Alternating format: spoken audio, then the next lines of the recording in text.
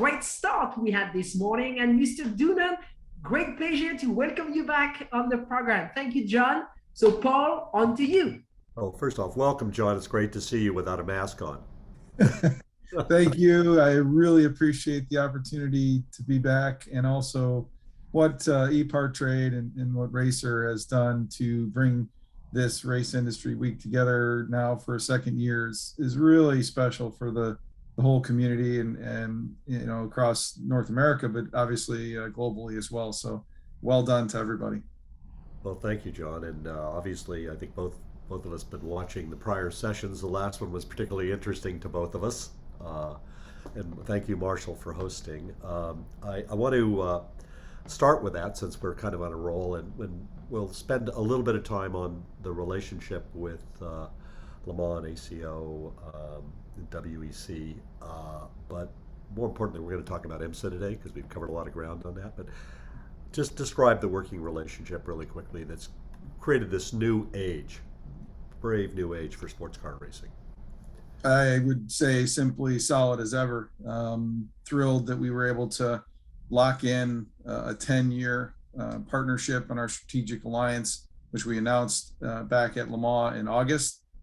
Clearly, the technical teams have been working around the clock on convergence when it comes to the LMH and LMDH platforms competing together.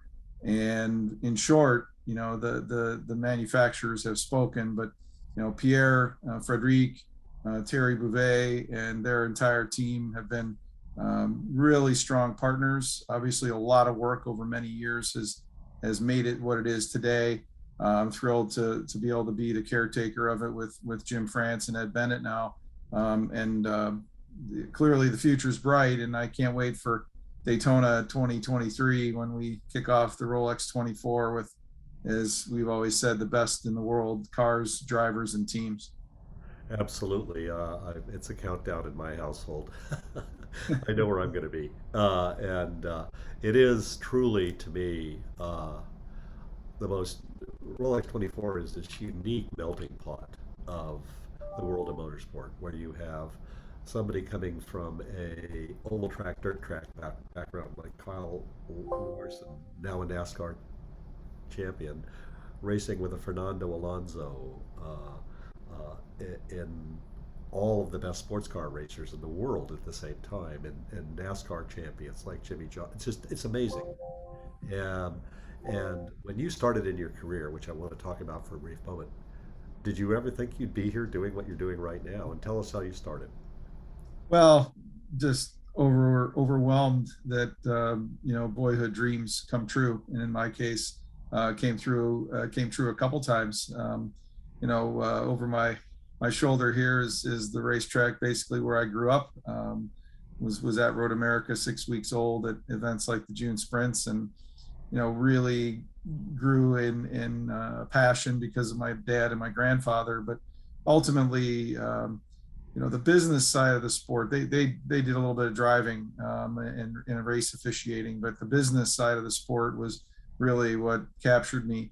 And to be able to have the time that I had as a competitor over the years, and then to receive the call from Daytona to have the opportunity to lead IMSA, which is, obviously in my view, the best endurance sports car racing in the world, here in North America. And, a lot of times I have to pinch myself. I stood there on the grid of Motul Petit Le Mans, 43 cars rolling off, and literally thought to myself, how in the world did we get here? And just honored and thrilled about what we have done, but what is to come. You and I both, and Marshall especially, grew up in that GTP era, and we thought, this is the heyday of our sport. Well, I got news for everybody. We're gonna see a chapter 2 of that heyday, if not even more historic moments. Well, I certainly hope so. The prior conversation got me even more excited than I already am, and I still have the adrenaline coursing through my veins from the last few moments of Motul Petit Le Mans this year, which is probably one of the most incredible things I've seen. It just was amazing result and excitement. You had a connection to that program that stood on the podium at the top of Yeah, it. yeah. Started with you. But And can you believe that 7,000 miles of racing came down to the last quarter mile for the championship between the 31 Whelen Engineering team and Cadillac, and then of course Wayne Taylor's kind of coming out to Acura. Like, you can't script that stuff, and it was all dependent on where people caught traffic, and then out a few ways down the road was the Mazda and their finale. So on the top category stuff, you couldn't script it, and then of course the GT cars all came down to the similar manner. The final race, and not only in the WeatherTech Championship, but in Michelin Pilot and all of our other platforms. So really excited about the competition right now and the level of driving. You've driven, I've driven, but the level of driving that's happening in IMSA right now is absolutely remarkable. well, you drove. I circulated a racetrack as a menace. So it's two different things. But I want to say that when I look at your series, of all the racing series on the current global landscape, you have the greatest potential to be the future. You you have that mix of technologies. You are constantly progressing. Um, the sport was literally created as a race to tomorrow, literally. That's right. That's right. Um, and the consistency of message and voice for this sport since the beginning of it is the greatest proof of authenticity I can see. Uh, and you can feel it when you're there. The fans are one with this sport. And I want to talk about your fans because I find the IMSA uh, fan to be unique. Um, they literally live the life that they're witnessing. They're manifestations of a cultural phenomenon that is this global sports car mindset phenomenon. Really, this road racing uh, culture of enjoying and experiencing cars. Tell me how you plan to leverage this. What I think is a competitive advantage for IMSA. Well, I appreciate your words. It starts with the manufacturers and us continuing to stay relevant and authentic to what is related to the road car product. So, when we make decisions about the future of our sport, we make those based on what the OEMs want to use in a marketing setting to talk about their brand or their powertrains or their platforms. And the fan base, they're magnetized to that.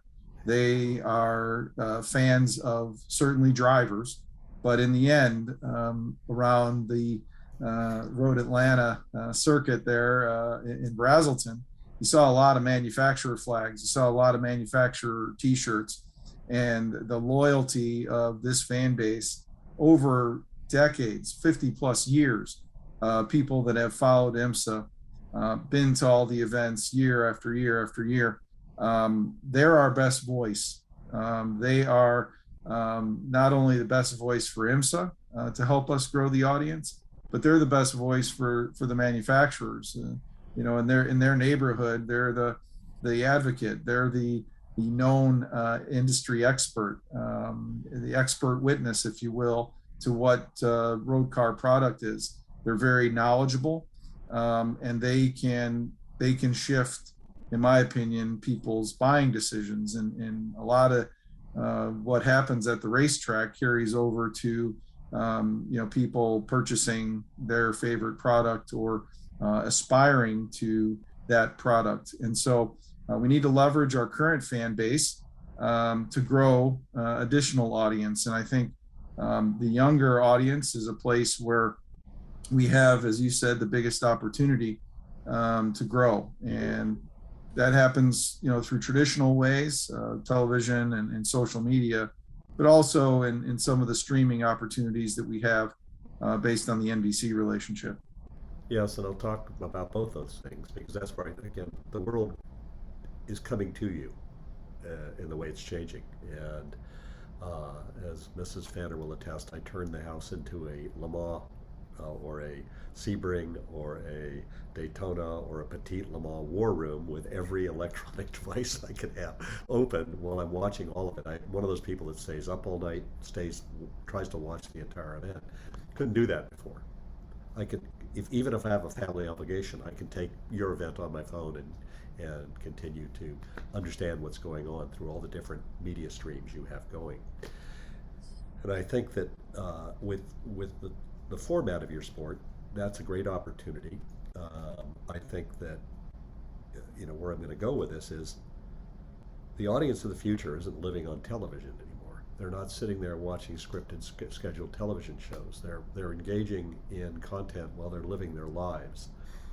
The greatest opportunity I see, and we'll talk a little bit deeper about this, is that of all the forms of motorsport, you touch more directly to living your lives, because what you're racing is what they aspire to. It's got a cultural gravity and emotional gravity to it. You can talk to car enthusiasts, not just racing enthusiasts. If you love a brand and you want to see your brand go to battle to prove it's the best against all of the other manufacturers, have we got a war story for you? Yeah. So what do you do with that? Because to me, that is the Saturn V rocket that's going to take you to the moon. How do you do this?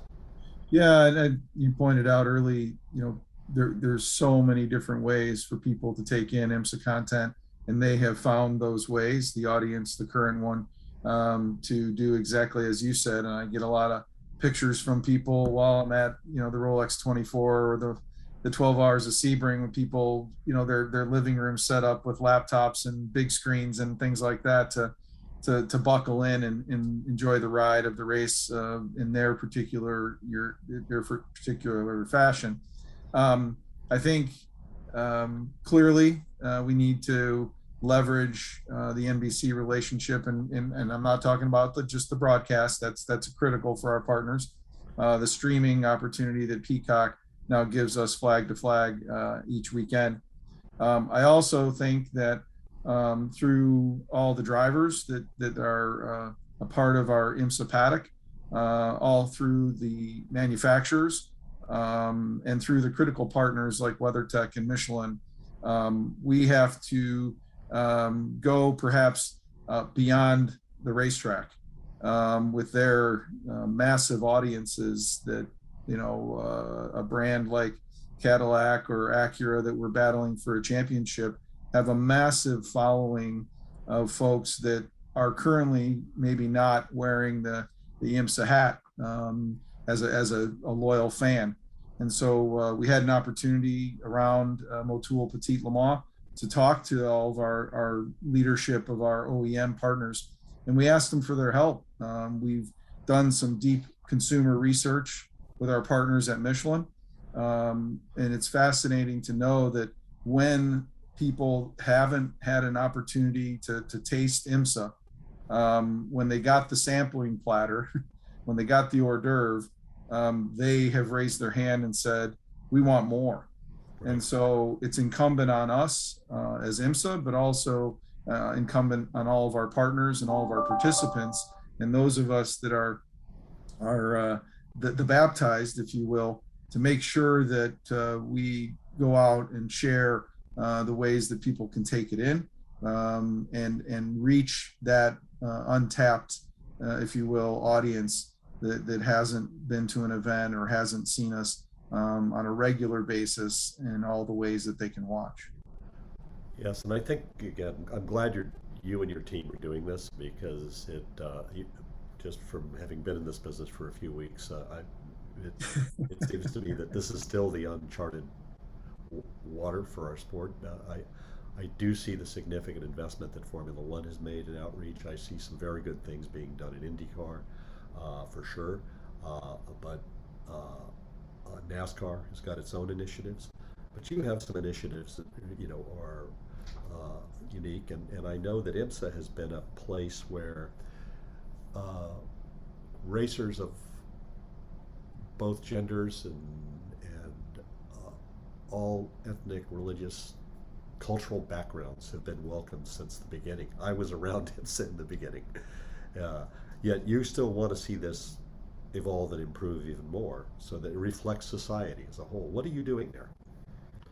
Well, you're 100% right. And when IMSA was founded by Bill France and the bishops, John and Peggy, the philosophy was that anyone who's certainly trained can come racing, and it was a family atmosphere, and it was a welcoming community, and that's exactly what I've found and how we're operating IMSA today.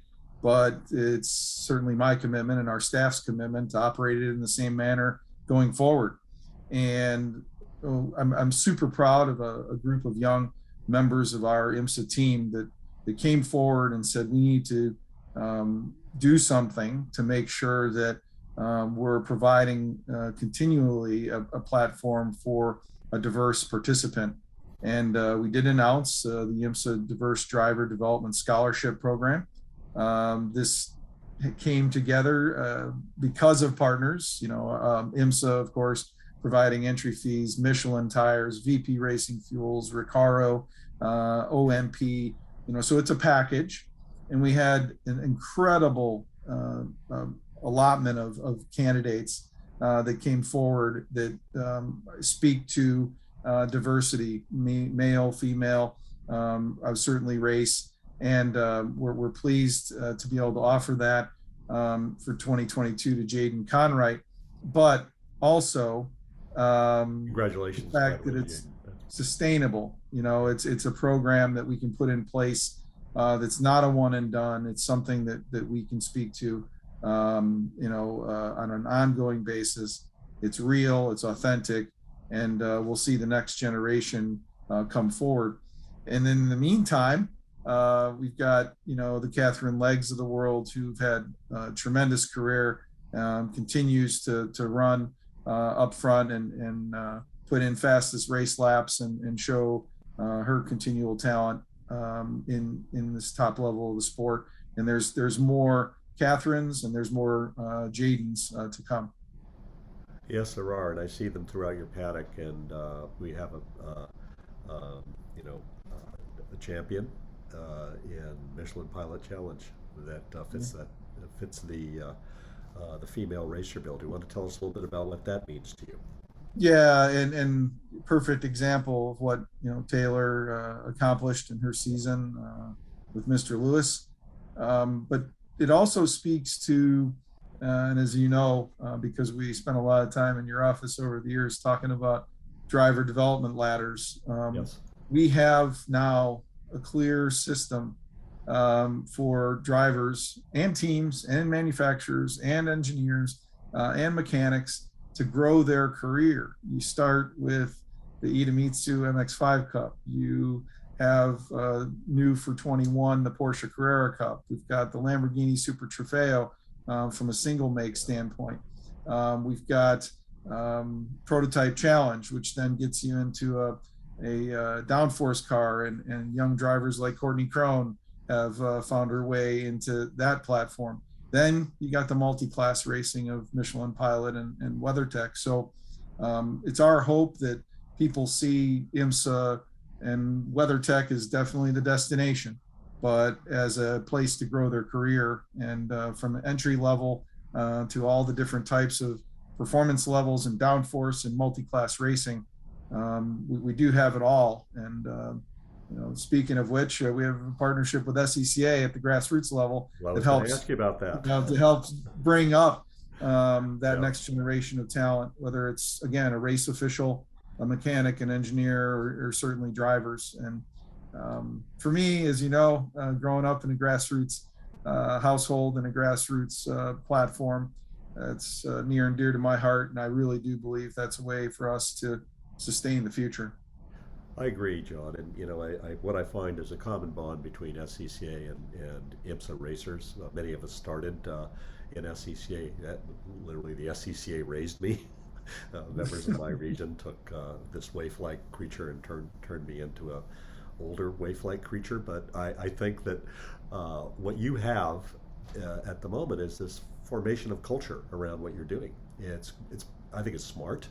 I think understanding that you represent a cultural sensibility and mindset that loves the automobile, that loves performance, that loves the joy of driving at the core of your reason for being as a way to win big, I think you face some challenges. One of the fundamental challenges is you don't have many races.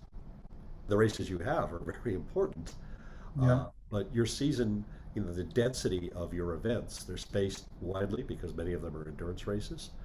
And I think the other part of this is multi-driver lineups are harder for the general public to remember. Now, you have some of the very best racing drivers you've ever seen driving in your series, and many of them are quite famous, but they're subdued in the messaging under the team and manufacturer branding. How do you address those two things?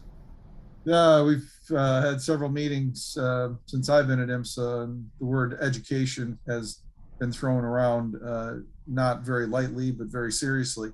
Yeah. And you're 100% correct. And one of the things that we need to do is to continue to educate people on what IMSA is, what endurance sports car racing is, what multi-driver and what the ultimate team element of our sport is. When a pit stop happens and people see drivers getting out, they may think the race for that particular entry is over, and we need to simplify that in a manner that not only our current audience and passionate, and you said car culture people who are absolutely in love with the automobile and in love with sports car racing, watch some of our events and have to raise their hand with what just happened there.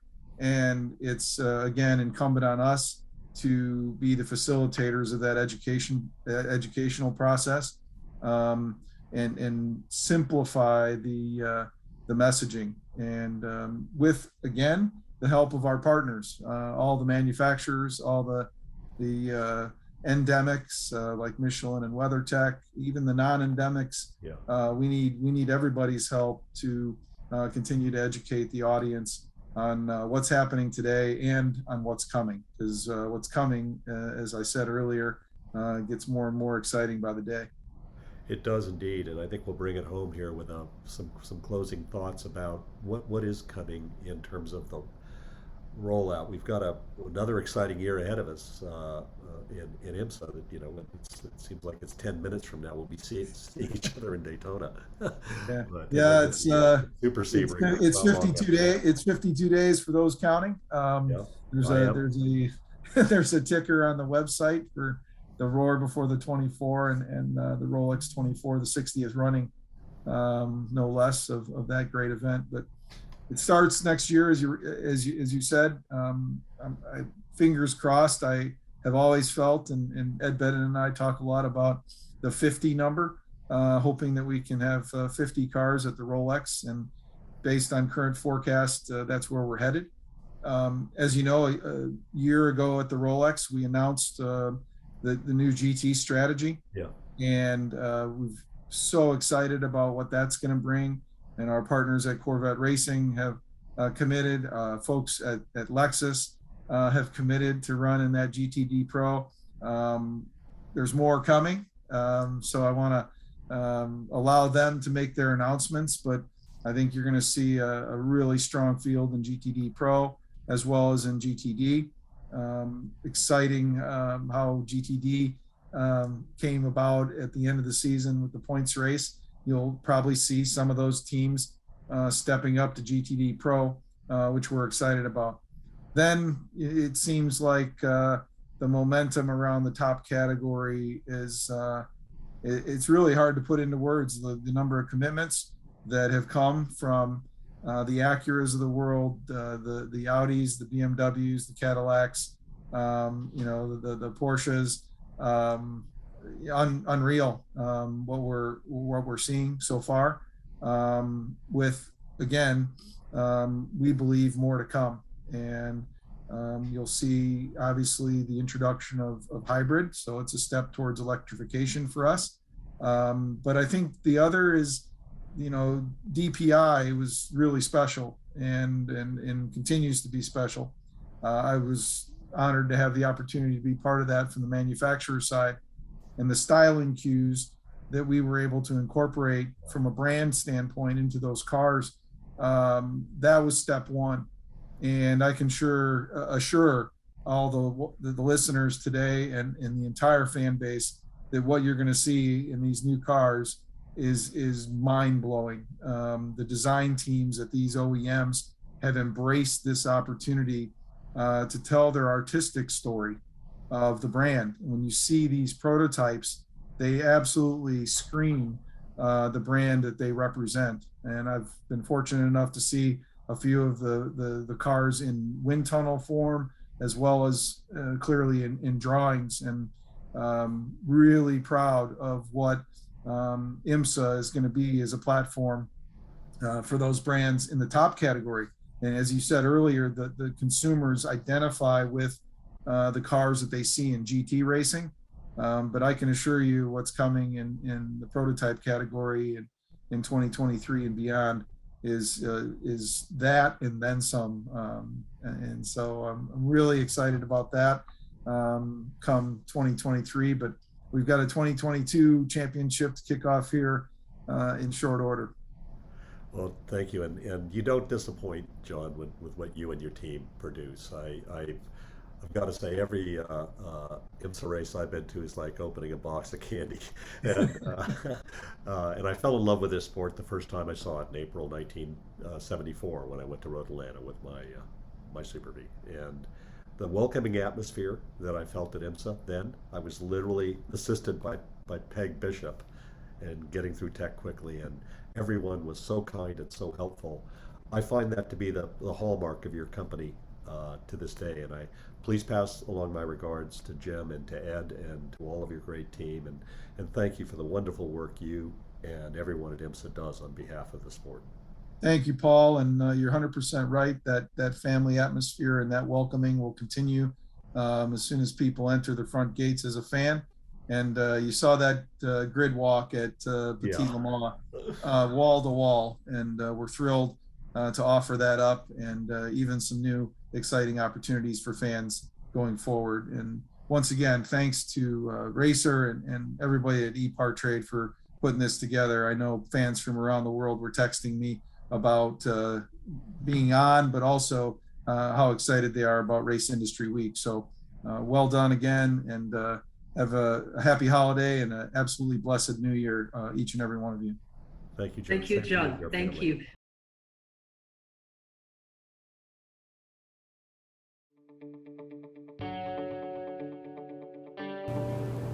The concept for EPARTRADE is basically, in my opinion, there's a big hole in the internet. So the internet started many years ago, but there's never been an online business community for racers on the World Wide Web. The need for EPARTRADE is actually quite obvious. Basically, people in the business of auto racing need a place online to hang out and get their problems solved. It's extremely simple for a buyer or for a supplier to interact on the platform. The first thing you need to do is sign in, which is free.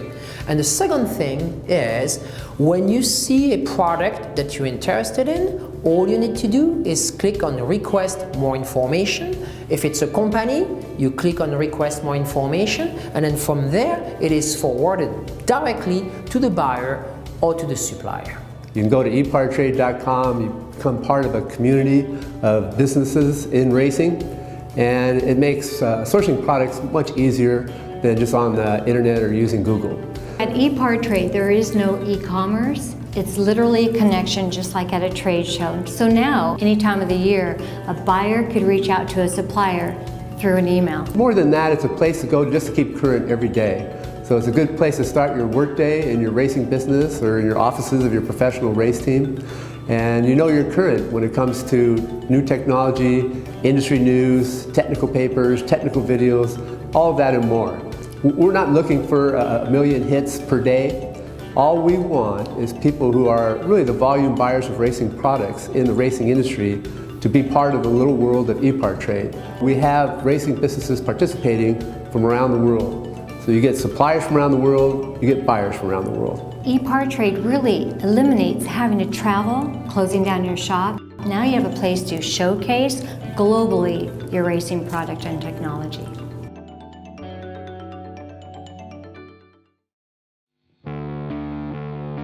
There are two types of people, racers and everyone else. Racer Magazine is for those who believe that racing is a way of life.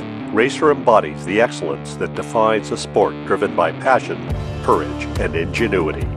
Get 1 year of both Racer's print and digital edition for only $39 with instant access to our entire digital issue archive. Subscribe now at info.racer.com.